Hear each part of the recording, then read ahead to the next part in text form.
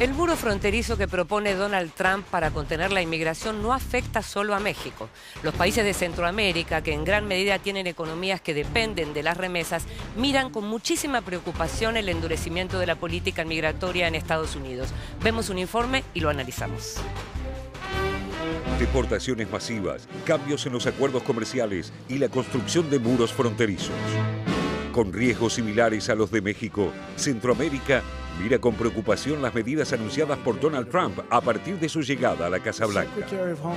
Con economías atadas a las remesas enviadas por sus connacionales residentes en Estados Unidos, Guatemala, Honduras y El Salvador, integrantes del llamado Triángulo Norte, se verían tanto o más afectados que México por el endurecimiento de la política migratoria impulsada por Trump.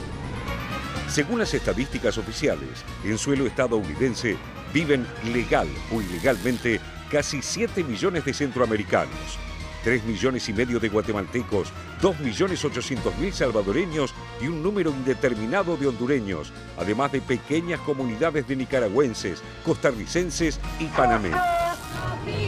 Y la pérdida del flujo financiero representado por las remesas causaría estragos en las economías del Triángulo Norte.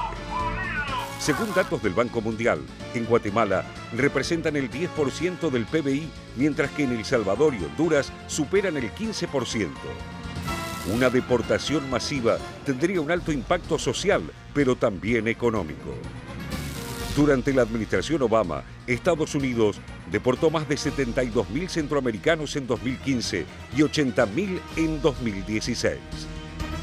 Desde México, aliado crucial de Estados Unidos en el freno a los migrantes centroamericanos que cruzan su territorio, las expulsiones bajaron de 158,000 en 2015 a 128,000 en 2016.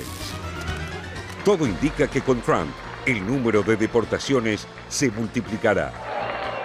Aunque en su primer discurso ante el Capitolio, Trump moderó su tono antiinmigratorio, en Centroamérica, por ahora, reina la incertidumbre.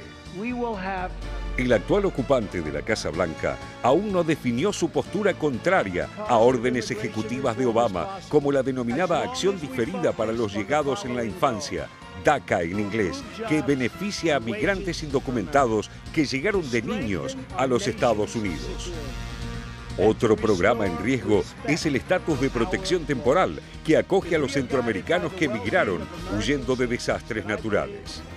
John Kelly, el secretario de Seguridad Nacional designado por Trump, expresó por ahora su apoyo al Plan para la Alianza de Prosperidad para el Triángulo Norte, implementado desde 2014 por Guatemala, Honduras y El Salvador. Un convenio refrendado por el Senado que beneficia a estos países con $2,000 millones durante los próximos 5 años, ofrecidos a cambio de ciertos compromisos en materia migratoria, de derechos humanos y leyes anticorrupción. Si estos fondos no llegan a Centroamérica, la lucha contra el desempleo, pero también contra el crimen organizado en una de las regiones más violentas del mundo, se verían seriamente afectados. Estados Unidos ha sido históricamente el principal socio comercial de la región en su conjunto en el marco del Tratado de Libre Comercio con Centroamérica y República Dominicana. Si Trump decide emular su decisión de revisar el NAFTA, una eventual renegociación de este acuerdo podría afectar aún más las magras economías centroamericanas. Fuera del Triángulo del Norte, y aunque cuenta con aliados políticos de importancia como China y Rusia, Nicaragua tiene otros problemas. Una iniciativa aprobada por la Cámara de Representantes de los Estados Unidos impide desembolsos y préstamos internacionales a la administración de Daniel Ortega hasta tanto no se celebren, obviamente desde el punto de vista norteamericano, elecciones libres, justas y transparentes. Con poca inmigración y una fuerte necesidad de las inversiones estadounidenses, Costa Rica se mantiene expectante al igual que Panamá, país históricamente dependiente de Washington, cuyo sector financiero, aunque golpeado por el reciente escándalo de los Panama Papers, ha logrado competir con éxito con la banca norteamericana por su discreción y capacidad operativa. Nuevas medidas de control desde los Estados Unidos podrían revertir esta situación, aunque los empresarios panameños confían en que Trump, quien se opuso inicialmente a la ampliación del canal, mantendrá la lógica que exhibió en sus negocios privados, invirtiendo fuertemente en el sector hotelero local. Los principales países centroamericanos toman muy en serio la amenaza representada por las políticas migratorias de Trump y mantienen una línea de consulta abierta entre sí y con México para hacer frente a la situación. Como sintetizó el embajador de Honduras en México, ningún país está preparado para una deportación masiva. Sería un gran riesgo. Podemos desembocar en una crisis humanitaria. We'll begin immediate construction of the border wall. Dos conclusiones o dos cuestiones escuchando y viendo el informe. En primer lugar, qué difícil pensar que los países tengan que estar pendientes de lo que vaya a ocurrir en términos de los negocios privados del presidente de Estados Unidos para saber qué va a pasar con sus propias políticas. Esa es una de las conclusiones que deja el informe, por un lado. Y por otro lado, lo que es cierto es que ya los países que viven de las remesas venían teniendo problemas muy serios, incluso desde la crisis, incluso con Obama. Es decir, ahora no es más que profundizarse una crisis que ya venía, ¿no? Se agudiza en 2014, cuando 68.000 niños solos llegan a los Estados Unidos, en algunos casos para reunirse con sus padres. Y allí, en ese momento, se establece este plan Frontera Azul, por el cual Estados Unidos le paga a México para que deporte a guatemaltecos, hondureños y salvadoreños en especial, que son aquellos que quieren ingresar por lo que llaman la selva lacandona, que les sonará porque allí apareció el Ejército Zapatista de Liberación Nacional en 1994. Allí se reforzó la seguridad, se aumentó la velocidad de la Bestia, por ejemplo, el tren de carga en el cual han llegado a subir hasta 600 personas para llegar a la frontera con los Estados Unidos. Y todo esto por dinero, por supuesto, pero es un muro invisible. Es decir, mientras criticamos la construcción del muro frente a México, de los Estados Unidos frente a México, también México tiene su propio muro frente a América Central. Natalia.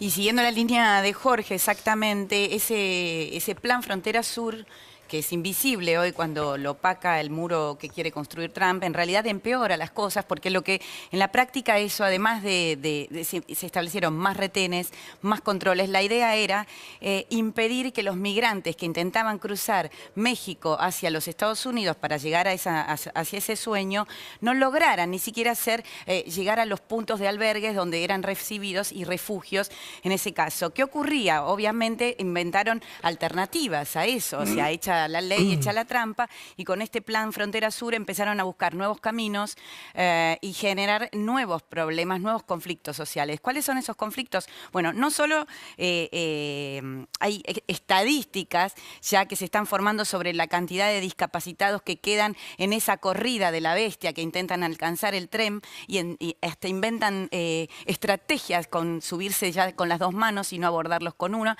Hay gente lisiada intentando entrar. Pero también ha crecido lo que son las maras y las mafias y los coyotes alrededor de toda esta gente que intenta cruzar el territorio mexicano. Traficantes de personas. Porque además, digamos, los caminos son insólitos a través de los cerros y demás. Ahora te voy a decir una cosa para concluir con esto, es que México deportó en 2016 más migrantes que lo que deportó los Estados Unidos. Por ejemplo, 147.000 personas fueron echadas de México en 2016 a través de lo que es este plan Frontera Sur, y Estados Unidos 96.000. Recordemos, por cierto, que en el marco de este plan también la administración de Obama echó a 2.8 millones de personas a lo largo de estos años como fruto de las deportaciones de inmigrantes, ¿no? Ahora, José, Sí. las preguntas que aparecen siempre en relación a la cuestión de los inmigrantes que pretenden entrar a países más prósperos o los refugiados y demás, mucha gente se pregunta, dice, bueno, pero los países tienen que recibir a todo el mundo, no pueden acordar con los gobiernos de los países de origen, tienen que estar dispuestos a recibir a todo el mundo. Bueno, a ver, esa es una pregunta más ética que política, digamos. En los hechos los países no reciben a todo el mundo. Uno lo que podría decir, si hay un tratado de libre comercio entre México y Estados Unidos, hay un tratado de libre comercio entre Estados Unidos y los países centroamericanos también, que prevé la libre movilización de capitales, de bienes de producción, pero no de personas, digamos, que es el tipo de tratado de libre comercio que firma Estados Unidos, ¿no? Donde pueden circular los capitales, pueden circular los productos, los bienes y los servicios, pero no las personas. Hay obviamente una dimensión no quiero usar la palabra imperialista porque en general trato de ser cauteloso con eso, digamos. Pero, es una palabra que está un poco, pero si no un poco trillada, digamos. Pero se irían todos a vivir a Estados Unidos. Se van igual. La cuestión es, siempre que haya un país próspero al lado de un país menos próspero, la gente tarde o temprano de un modo u otro va a llegar. Yo creo que la forma es tratar de hacer que esa llegada sea lo menos cruel posible, lo menos dañino posible en términos de los derechos humanos de las personas que quieren llegar, digamos. Ahora, más allá de la cuestión migratoria, que es central, digamos, para entender la realidad centroamericana, digo centroamericana, uno habla de Centroamérica, habla en general, en este caso estamos hablando del Triángulo Norte, ¿no? Que son Honduras, Guatemala y El Salvador. Costa Rica y Panamá son otro planeta, aún dentro de Centroamérica. Son todos muy felices. Sí, es el país más, la Suiza centroamericana, dicen ellos. Hay 3,5 millones, decía el informe, de 2,800,000, perdón, salvadoreños viviendo en Estados Unidos, contra 6,5 millones de salvadoreños viviendo en El Salvador. Es decir, está prácticamente la mitad de la población viviendo fuera del país. Lo mismo pasa con Honduras y con Guatemala. Son países que no tienen fuentes de energía propia, que tienen una capacidad exportadora bajísima, digamos, exportan algunos productos naturales y alguna maquila, digamos, que no tienen una estructura política muy oligarquizada. Están las famosas 14 familias salvadoreñas que controlan o controlaban, digamos, la política del país durante décadas, que dependen muy centralmente de las remesas. Uno dice, ¿cuál es el destino de estos países y de la gente que vive en estos países? No pueden exportar, no tienen energía, tienen una economía deprimida y un poder político hiperconcentrado. ¿Y cuál es el destino? Y yo creo que no hay. Claro. A ver, se muere por opinar Raúl de la Torre. A ver. Sí, no, porque realmente me parece que debe ser difícil para el gobierno de Trump y cualquier otro de los gobiernos anteriores de Estados Unidos parar una migración que es forzada, no es una migración por alguien que quiere prosperar y sueña con vivir en Estados Unidos. Son migraciones de gente que busca sobrevivir.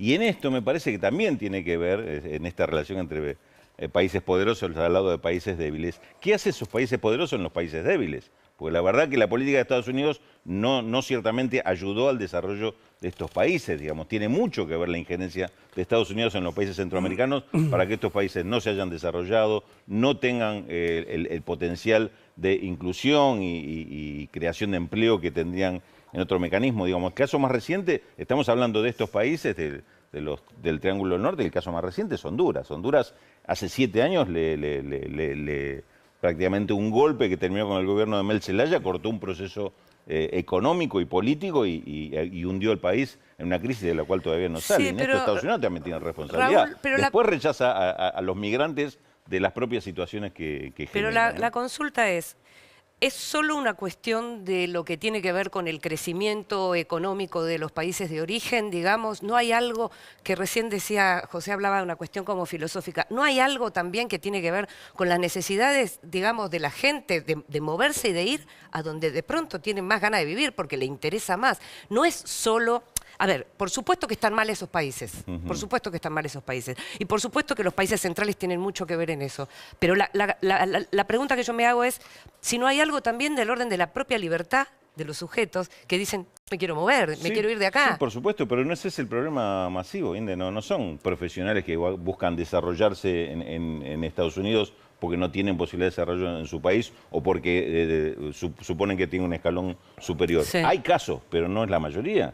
El problema es la cantidad de gente que tenés hoy indocumentada en Estados Unidos que está haciendo cosas que si pudiera elegir en su país ni siquiera las haría en cuanto a en qué trabaja, en qué se desempeña. Y esto tiene claramente que ver con un modelo económico y la posibilidad de ese país, el país de origen, digo, de retenerlo y darle una posibilidad de desarrollo o sobrevivencia. Lo pensaba en términos también de sistema, ¿no? Digo, de elección en relación a un sistema. De pronto uno se encuentra con que hay países que mejoraron notablemente y que sin embargo la gente se sigue yendo igual. Sí, digamos. Bueno, Uruguay es un caso muy claro. Uruguay es un país que expulsa población y es un país estable, con clase media, igualitario, etcétera, etcétera. Y sin embargo hay creo que son 200.000 o 300.000 uruguayos. Hay mucho trabajo de organizaciones no gubernamentales efectuado sobre estos migrantes del Salvador, Guatemala, Honduras, y el parámetro que se repite es que huyen del hambre, sobre todo de gobiernos muy complicados, muy conflictivos, muy autoritarios o deshechos, y también de la violencia, básicamente. Muchos entrevistados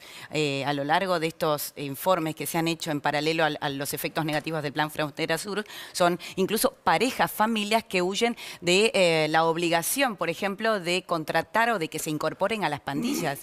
Entonces, Claro, pero vos mencionabas digamos, también que se crean nuevas se mafias crean nuevas alrededor de esta desesperación de buscar vías alternativas para buscar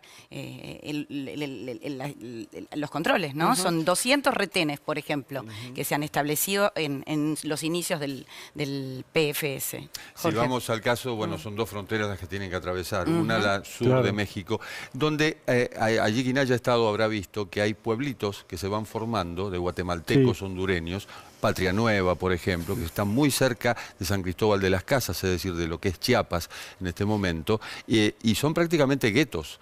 ¿Por qué? Porque llegan hasta allí y de allí no pueden salir, no pueden avanzar. Entonces se quedan en ese lugar. Pero los más vulnerables de todos son los jóvenes. ¿Por qué? Porque en muchos casos, como decía, viajan solos. Este plan Frontera Sur es por 5 años y fue justamente para contener esa cantidad de chicos que llegaban solos a los Estados Unidos, algunos para reunirse con sus padres que ya estaban allí. A mí me ha tocado conocer en Estados Unidos gente que viviendo allí me decía, mira, yo no veo a mi hijo hace 4 años, hace 5 años. Jorge, chicos, ¿de qué edad? Chicos de 3 años, de 4 años. Son Perdón, menores los que de están edad.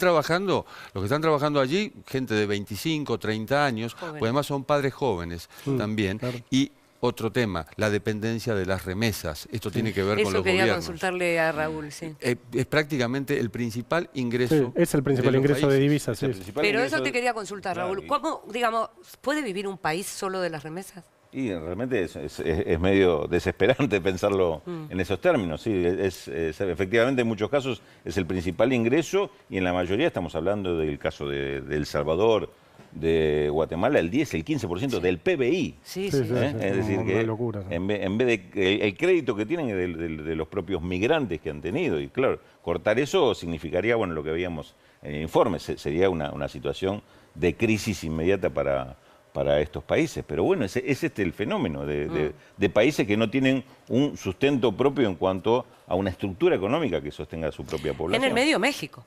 En el medio México. México tiene sus propios problemas. Que tiene sus propios problemas, sumémosle no solo maras, las maras son las de Centroamérica, pero tenemos narcotráfico, sí tenemos cárteles de la droga, violencia institucional, y a eso sumale también, por supuesto, lo que son los coyotes. Es Y decir, sus propios aquellos- migrantes y tienen. sus propios migrantes, que son los que les van a pagar a los coyotes. Hasta hay una guía del mojado.